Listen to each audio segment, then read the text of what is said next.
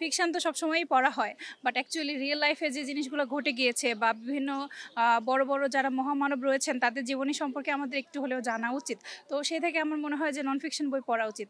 R regarding this আমার মনে হয় যে এই মেলার পরিধি আসলে আর দু একদিন বাড়ালে বেটার হতো।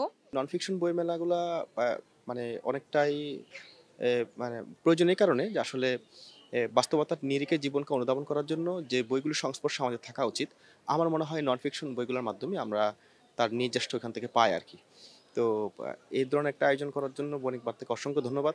আমাদের এফবিসি যে এরকম একটা মেলা হয় যেখানে আমরা বাইরের নন ফিকশন বইগুলো আর কি দেখতে পারতেছি, আমরা চয়েস করতে পারতেছি, আমাদের নতুন আগ্রহের জায়গাটা খুঁজতে পারতেছি। সো এটা আমি সুন্দর একটা আয়োজন আমার মনে হয় প্রতি বছর করা হয়। আর লাস্ট ২ বছর আগে বণিক বার্তা লটারিতেও জিতছিলাম, সো এটাও একটা এক্সাইটিং সেগমেন্ট। ফিকশন বইয়ের ক্ষেত্রে এখানে আমি আগে সায়েন্স ফিকশন অথবা সায়েন্স রিলেটেড বইগুলো বেশি পড়তাম, সেগুলো একটু আগে দেখে এসেছি। তাছাড়া দেখলাম যে সাহিত্য নিয়ে অনেক কিছু রয়েছে, তাছাড়া বিভিন্ন লেখক যারা ফিলসফার ওদেরকে নিয়েও অনেকগুলো বই দেখতে পেয়েছি, তো ওগুলো দেখে ভালো লাগলো। তাছাড়া এখন এখানে আরেকটা বই খুঁজে পেলাম, এটা খালিল জিবরানের দ্য প্রফেট।